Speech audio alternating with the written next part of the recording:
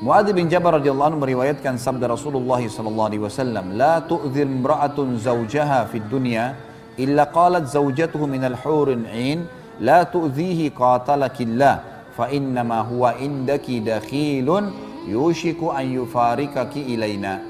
Sebelum saya baca terjemahan, ibu-ibu jangan tersinggung dengan hadis ini. Ya. Jadi fahami dengan keimanan. Karena memang ini sabda Nabi SAW. Saya bilang tadi kehidupan di akhirat adalah poligami. Dan di dunia setiap istri disuruh menjadikan suaminya sebagai penyebab masuk surga. Ada seorang ibu telepon saya kemarin, dia berkata, "Ustadz, saya mau bertanya sesuatu yang penting." Baik, silakan. Kebetulan saya lagi ada waktu lowong. Dia bilang, bagaimana hukumnya kalau seorang wanita izin sama suaminya untuk ngurus anaknya. Jadi rupanya ibu ini pernah punya dari suami yang lain, punya anak, suaminya bengkalaikan. Lalu dia nikah lagi. Jadi janda nikah lagi sama seorang laki-laki. Maka anak-anaknya ini tinggal bersama ibunya. Jauh dari dua kota di Indonesia ini yang berjauhan. Kemudian dia lihat anaknya ini nggak ada yang urus, tinggal sama ibunya, nggak terurus, ayahnya juga nggak peduli. Maka dia pamit sama suaminya, minta mau lihat anak-anak itu. Diizinkanlah 2 minggu. Dia bilang, saya diizinkan 2 minggu Ustaz. Tapi setelah saya pergi ke kampung saya itu, ke kota saya itu, kemudian saya urus anak saya, sekarang sudah sampai setahun. Saya nggak pulang-pulang, gitu kan. Terus suaminya marah. Ternyata dia bilang, pertama dia kasih contoh orang lain gitu. Tapi saya tangkap ini adalah masalah beliau.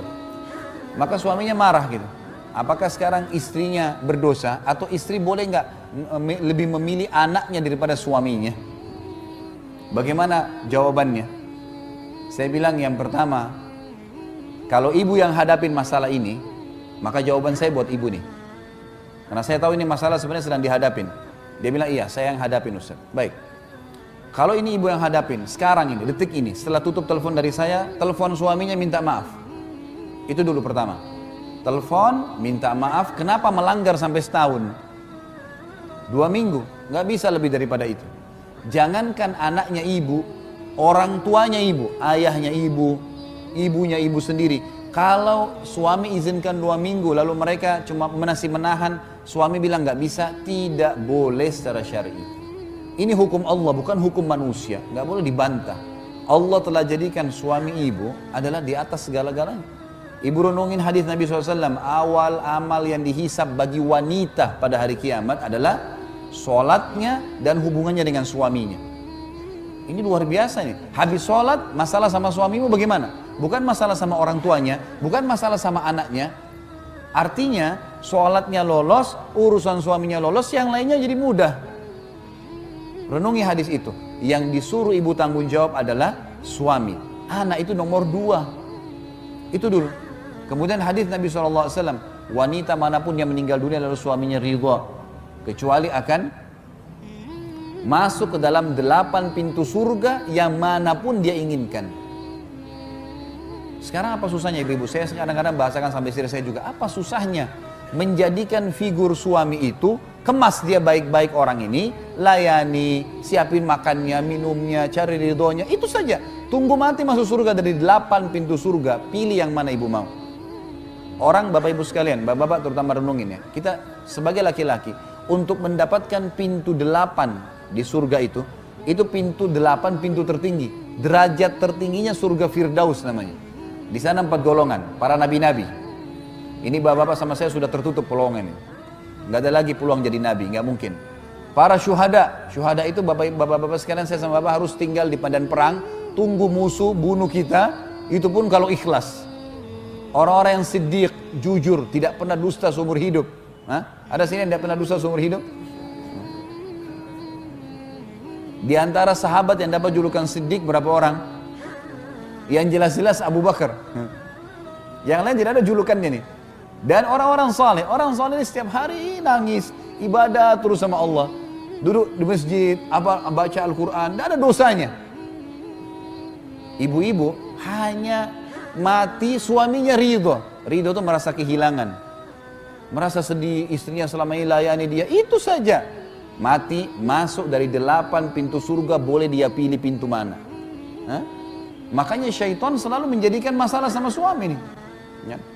Apa saja dibuat masalah, apa saja marah, apa saja tersinggung, gitu kan? Makanya saya selalu ingatkan istri saya pribadi, saya bilang sama istri saya, hati-hati. Hati-hati syaitan masuk ke pintu-pintu yang kadang-kadang tidak perlu marah, tidak perlu cemburu, tidak perlu iri. Tapi masuk syaitan, karena merusak. Kunci kamu di saya, kalau saya ridho selesai nih. Urusannya semua selesai. Kenapa nggak kemas baik-baik suami menjadi manusia, menjadi penyebab saya masuk surga? Bukan karena dia, tapi karena Allah. Jangan berkeluh kesah terlalu banyak. Kalau suaminya zalim, doakan. Kalau memang dia fasik, buruk, memang boleh. Pindah ke suami yang lain, minta kepada Allah diberikan orang yang saleh. Bisa, supaya kita menghabiskan umur kita pada hal yang positif, gitu kan? Pada hal yang baik, itu yang kita maksudkan. Dan kalau ada dua wanita, ada satu wanita yang menikah dengan dua laki-laki. Misal, ini contoh kasusnya saja, hadis Ummu Salamah radhiyallahu anha.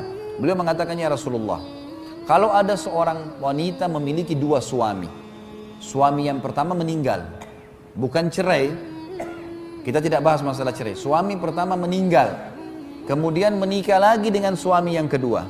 Kira-kira di surga nanti bersama dengan yang mana? Sebentar, saya tidak minta jawaban. Saya yang akan memberikan jawaban. Apa kata Nabi SAW? Dia akan bersama dengan yang paling baik akhlaknya dan ilmunya, imannya. Jadi yang dua orang ini bukan yang terakhirnya saja. Ada penjelasan masalah terakhir, tapi riwayat ini lebih kuat. Menjelaskan kalau dua orang ini asal tidak cerai, mati suaminya, dia sudah nikah lagi sama laki-laki lain, maka dia akan ikut dengan yang paling baik akhlaknya. Jadi kalau yang meninggal pertama lebih baik, ya sudah dia ikut dengan yang pertama.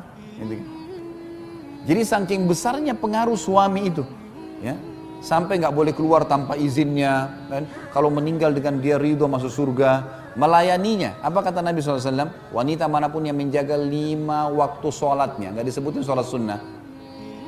Azan, subuh, duhur, asar, maghrib, isya. Kalau ibu mengerjakan sunnah itu plus, akan ada banyak tambahan. 5 waktu sholat, azan 10 menit. Puasa Ramadan, nggak diikuti dengan puasa sunnahnya. Puasa sunnah berarti plus, hanya Ramadan. Dan melayani dan mentaati suaminya pada hal yang ma'ruf, bukan pelanggaran agama. Temani saya, ayo ke ibu yuk, ayo ke ayah yuk, ayo ke sini yuk. Iya. Kecuali pada saat dia meninggal, dia pasti akan masuk surga. Dari 8 pintu surga dia bisa pilih yang mana dia mau masuk. Jadi fadilah yang sangat besar. Lalu untuk apa ibu-ibu membangkang nih? Untuk apa marah hanya karena lupa dibawain bunga kah, pesanan kah? Tidak sempat ditemanin ke acara perkawinan lah. Itu sesuatu yang kecil, urusan dunia. Bagaimana orang ini ridho, Tuhan saya ridho. Seperti kasus orang tua kita. Orang tua kita mau marah-marah, ya, mau dia orangnya buruk akhlaknya, kita sebagai anak harus bagaimana?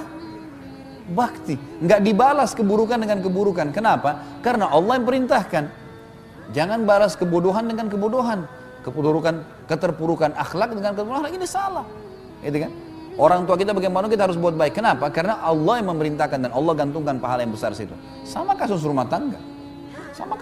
Tentu ini berlaku juga pada suami. Misalnya kata Nabi SAW, janganlah seorang suami yang mukmin, ya, membenci istrinya yang mukminah. Karena kalau dia tidak menyukai satu perilaku, dia masih bisa mendapatkan perilaku-perilaku yang lain yang baik. Artinya saling toleransi, saling memaafkan. Yang penting pelanggarannya bukan masalah nusyur, bukan masalah pembangkangan terhadap hukum Allah Subhanahu wa ta'ala.